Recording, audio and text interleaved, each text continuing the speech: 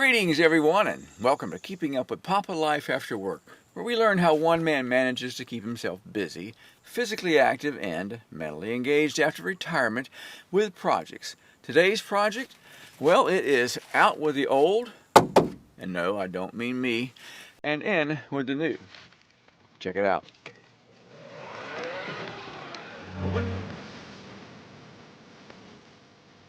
I just noticed how wonky the steering.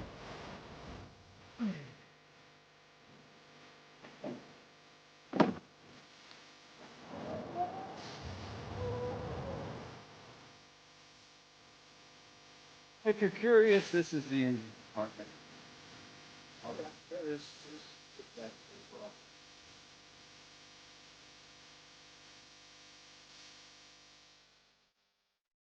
Welcome back, and yes, I've gone and done it again.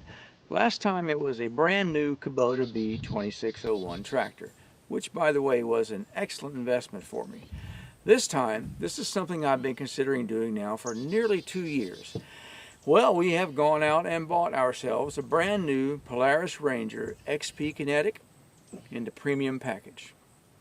Now, if you're not aware, the Kinetic is Polaris's all-electric version of the Ranger. It replaces the previous electric version, which was manufactured, I think, from 2015 to 2021, and that was simply called the Ranger EV. That unit was, well, let's face it, basically a golf cart on steroids. It was powered by a standard lead-acid battery setup, and truth be told, it wasn't really quite perfect. The new Kinetic XP model replaced the EV model, I think, in 2022, and it is an entirely different beast. If you're familiar with Polaris, it's built on the Ranger 1000 platform, but it has a drivetrain from a company called Zero Motorcycles and a lithium-ion battery power plant. Now, there are two models made. One is the Premium, which you see here, and the other is the Ultimate, which adds in a second lithium-ion battery pack and gives you extended range. It also has some additional bells and whistles that I would really love to have, but quite frankly, I'm not willing to pay for. But my goal here is not so much to cover all the finer points of the Ranger Kinetic. There are plenty of videos out there that explain all the features and all the benefits, but instead I would kind of like to explain why we bought one, how we plan to use it, what the benefits will be to me personally, and to give you some first impressions. Let's get started. First question, why did we buy one? I guess probably more to the point, why did I want to buy one? My wife had no real interest up front, but to her credit, she tolerated my obsession, and since I brought it home, she's bought in 100%. Well, my only real need is for property maintenance here at Camp Nanapapa. That's the nickname that we have for our 4 acres of lakefront property here in north central Florida. Now, we had a full-size Ranger 570 for, I don't know, maybe 9 years, and I realized after having sold it and having lived with just a golf cart for over a year that I missed the comfort and the towing capability and the cargo capacity that the Ranger offered. The Kinetic will fill that gap. Now, to be clear, I do not intend to off-road the Kinetic like I did the Ranger 570. But frankly, it's going to be underutilized. But you know what? That's fine. It should last a lot longer that way. Backing up a little bit, our first side-by-side was a Kubota RTV. I bought that, I don't know, maybe 17 years ago, maybe even 20 years ago. I bought that one mostly for use around the property and some occasional light trail riding with the grandkids. Nothing particularly challenging. Now, compared to the Ranger, and I mean any Ranger model, it was slow. And that was exactly why I bought it instead of something faster. The grandkids were early teens at the time, and hey, letting them drive a vehicle that might top out over 50 miles an hour, that didn't seem to me like a wise idea. It was a great little workhorse, it did its job well, but eventually we outgrew it and finally moved up to the full-size Polaris in the 570 model. The Ranger 570, that was a great investment, but eventually, well, we didn't grow out of it. I guess it's fair to say that I aged out of it, meaning that as I got older, I have less interest in off-road capability and far more interest in a utility vehicle that is quiet. My neighbor once told me that he could always find me anywhere on my property because he could hear me driving around.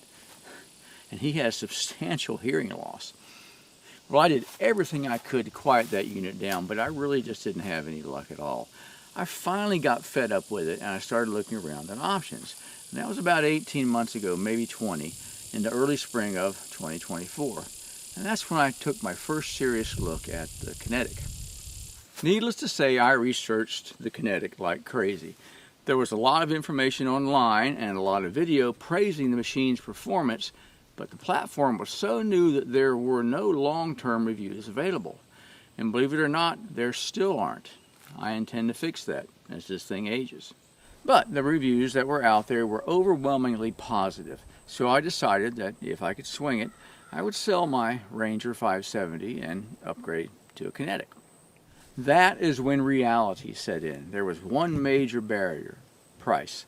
These things are, in my mind anyway, prohibitively expensive.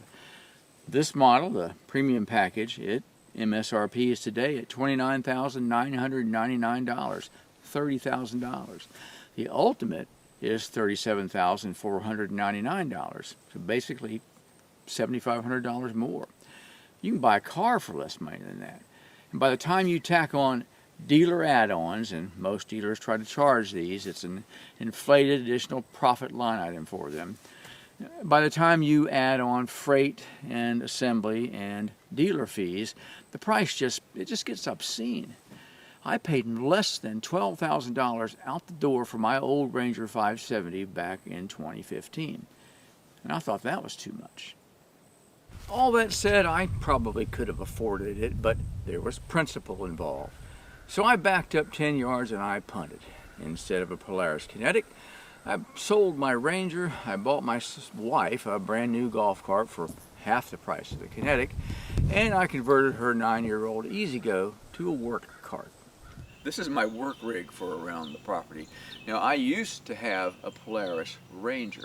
Believe it or not, that has worked out really, really well. I mean, I put new tires on it, all-terrains, which I didn't really need, but they were nice to have because they're a little taller and they do better in the beach sand.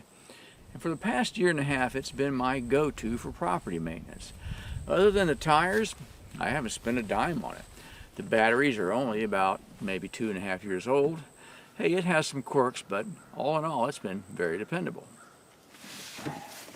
Well, that's nice because I can still flip up the back and I have a seat for 4 people if I want. But it doesn't have a dump bed. I can't carry much weight in it. I couldn't launch a small fishing boat with it at all. I couldn't pull the utility trailer around the yard when I need to.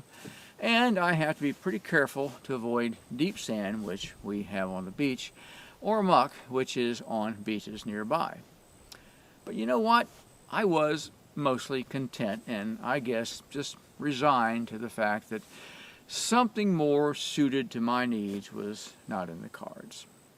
All that is a long-winded way of explaining why I bought the Kinetic. Simply put, it suits my needs much better. At the risk of repeating myself, I constantly use the Ranger 570 for everything that I just mentioned.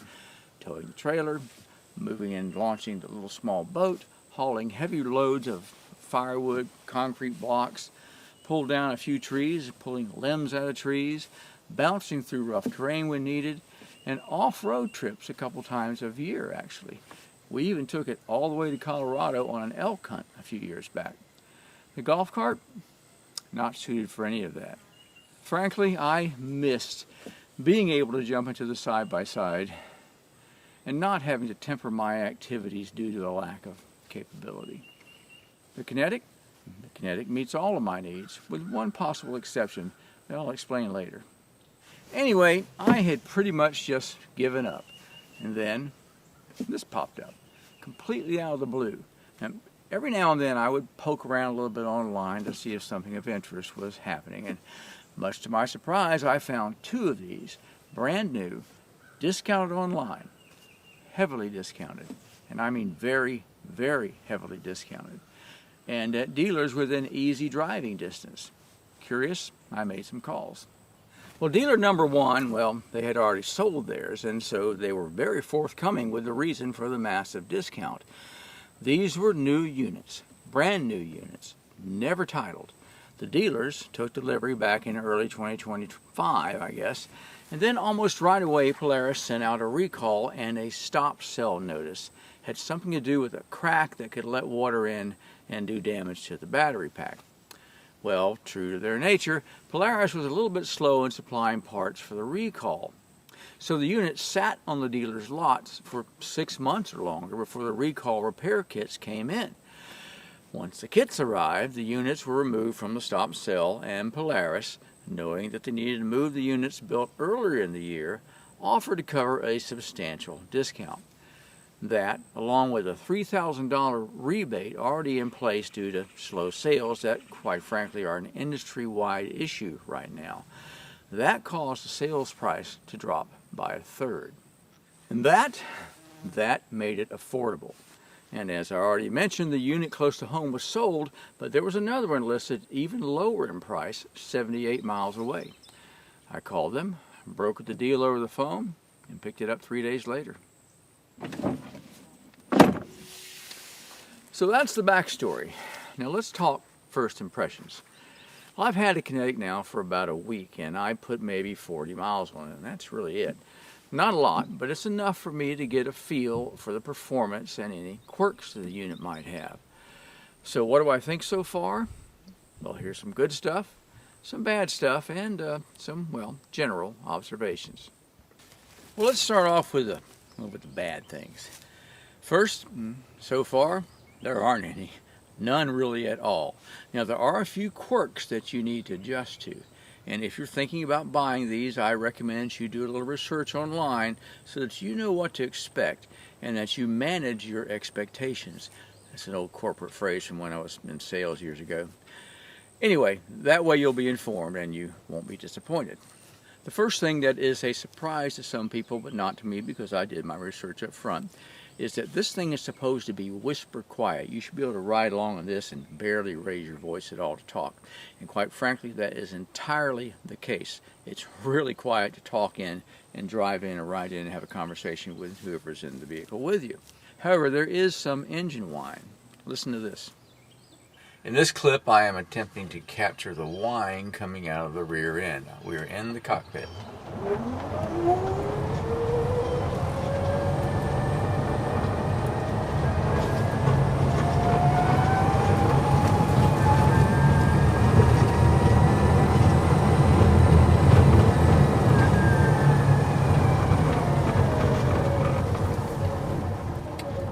There, and it's noticeable, but it's not by any means extreme. Also, that's the sound of the tires on hard-packed dirt. Now, compared obviously to a Ranger with an internal combustion engine, that's trivial, almost non-existent. Compared to my golf cart, which was 9 years old, and the rear end on it is kind of getting meshed up a little bit, making a little bit of a noise, it's quieter than that, even than the golf cart is. But it is there, and some people are surprised when they hear it. That comes from the fact that this is a cogged belt. Instead of one of those belts that you have on a standard four-wheeler from Polaris where it's some kind of compression clutch that activates the belt, this is actually cogs. It's cog driven on the front pulley and cog driven on the rear pulley. So when you have that, if you're a little tiny bit out of alignment, you get some whine out of it. Now, I've done some reading, and in theory, you can go in there and make little fine-tuning adjustments to it. No, it's not worth the trouble. This is so trivial that I just don't even notice it unless somebody mentions it. But there is a tiny bit of whine. Next, tire noise. There is some noise from the tires. You take a look at these things, and they're not even all-terrains, they're almost mud terrains. They're a pretty aggressive tire. So when you're driving in soft sand, you don't hear them much. If you're driving on hard-packed dirt, you do start to hear them. If you're driving on pavement, you can hear them quite loudly. Still not that bad, still not a big deal at all, but the noise is there. So be prepared to have some noise coming out of these tires. Now, with a regular gasoline engine, you just get in, turn the key, crank it, shift it, and take off. That's not the case here. There's a little bit of boot up time for the computer. Takes about 7 seconds. Watch this and listen to this also. Here we go.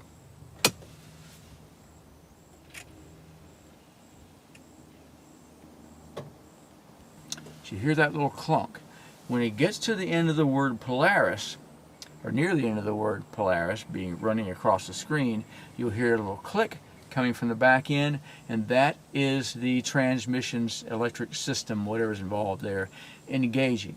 If you shift this before that happens, it will give you a nasty gram on the screen that says put it back down into park. Or it won't do that, and you'll move it up into here, and you'll get the gas, and it will slam into gear, and you're giving it more gas than you think you're supposed to be giving it. And I've dug holes in my gravel already doing that at least 3 times before I finally figured out that I needed to gently move my way into this.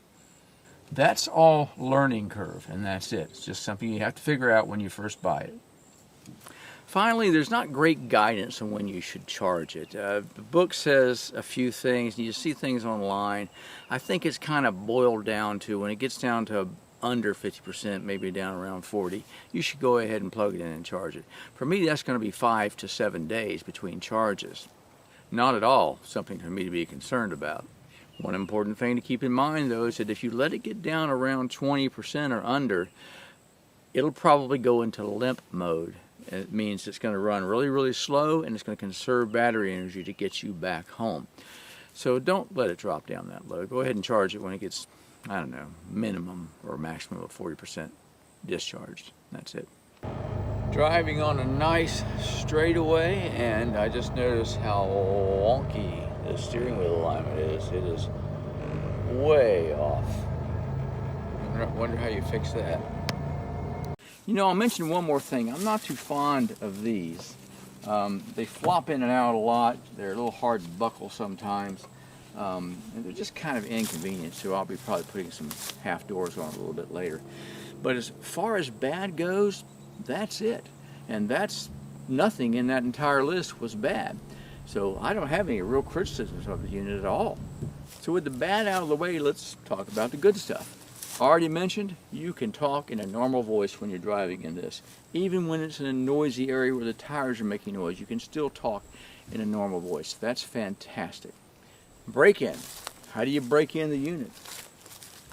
You don't. There's nothing to break in except the brakes. They recommend that you do, you're gentle with it for the first 50 cycles, and that's about it. And you do that anytime you put new brakes on any vehicle. You're supposed to just kind of break them in slowly. Beyond that, there's no engine to break in. It's all electric. Maintenance. What maintenance? There's really not any maintenance to do. Well, to be fair, there is some. There's some grease points you should hit every now and then. And also, you do have to change the differential fluid in the front. I don't know what the period of time is, but it's pretty far stretched out. I don't think there's a differential in the back at all. Let me look.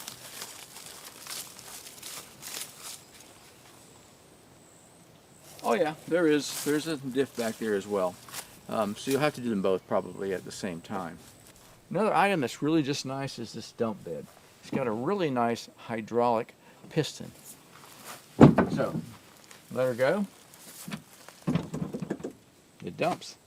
And this piston is very heavy duty. Take a look. Compared to the 570, which also had sort of a piston on it, this is a much heavier item by far. And if you're curious, this is the engine compartment. Basically everything's covered up with this plate. Probably no need for a typical owner to never get in there and take a look at anything. A few observations. Now, I mentioned earlier on that there's one potential drawback for me.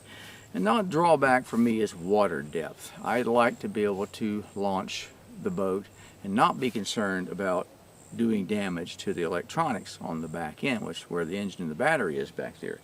You are allowed to take it up to the level of the floorboard. And for what I'm doing, that's going to be sufficient. I'll be able to get in and out. But I'm used to being able, because I had my 570 snorkeled, I could take it up to the bottom of the seats if I wanted to, or the top of the seats. Not going to happen here, and quite frankly, I almost think I will never miss having that ability, because I don't plan to off-road this, so I don't think that's a big deal. That's the only primary big potential drawback for me at all. Now let's talk a little bit about range, actual needs versus, say for example, this one, the Premium or the Ultimate, and versus the golf cart. You know, this is supposed to go up to, well, it says up to 45 miles if you run in economy and you're going downhill the whole time. I don't think it'll go quite that far, but it has 3 different setups on it: economy, standard, and sport or performance.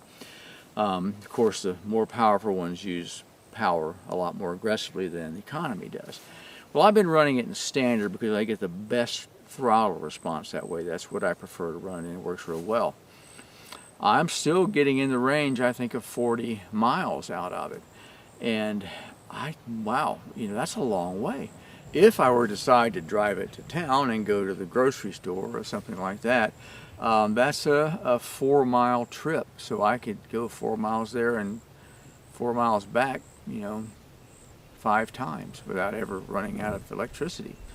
So it's really not much of a big deal at all as far as range goes. Now, I don't live on a ranch where I've got 1,000 acres and I've got to run all over the place all the time, and I need, and you know, you'll run through 40 miles in a day.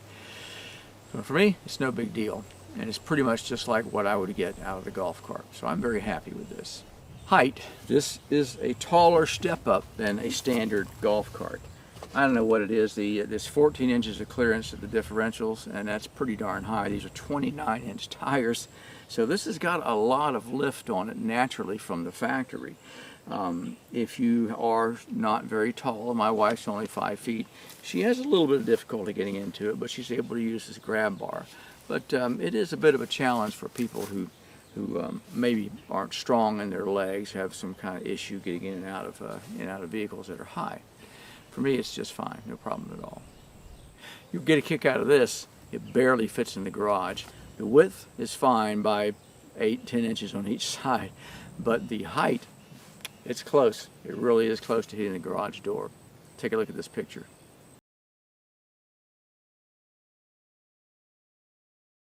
One other thing you need to consider is when you're washing it, not to get the electronics wet. It says not to use high pressure when you do it, or if you do use high pressure, use it on the outside and keep it away from the electronics inside. Last thing I would want to do is spray that dash down and get it all wet and short everything out. So keep that in mind, that you really just want to wipe down the dashes instead of spraying it. With the Polaris 570, I just hit it with a hose, didn't care. It never bothered anything. No electronics in there at all. Another kind of a sidebar, typically when you buy something like this, a lot of people modify them. Well, it came from the factory lifted already, so there's no need to do that. No big tires are needed. I don't have to worry about that. What I did have included was a top and a windshield, both of which I would have gotten anyway. I really enjoyed having those. I added a rear view mirror here. I will be adding side mirrors here. I really think they're a necessity for me. I've driven it on the street here already, and even though I have the rear view mirror, I'm so used to looking in that left side view mirror that I need to add that as well.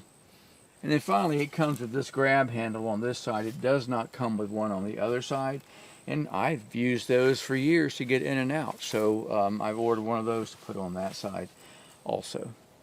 And the final modification I mentioned is doors. I'm really not crazy about this. I found doors online from several sources besides Polaris. I liked the look of the Polaris doors a lot better, even though they're twice as much money as the guys you get in aftermarket. So I've ordered those, and when I install those, I'll run a video on that for everyone to watch separate from this video. Well, that's it, and here it is, our 2024 XP Premium lithium-powered Ranger Kinetic.